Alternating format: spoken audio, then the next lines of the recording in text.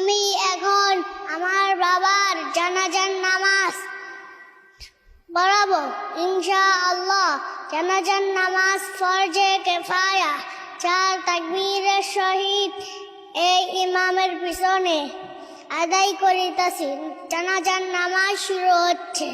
আল্লাহু আকবার। সুবহানাকাল্লাহুম্মা ওয়া বিহামদিকা ওয়া তাবারাকা ইসমুকা ওয়া তাআলা জাদ্দুকা ওয়া জাল্লা সানাউকা ওয়া লা ইলাহা গায়রুক। আল্লাহু আকবার। দুরূদ শরীফ।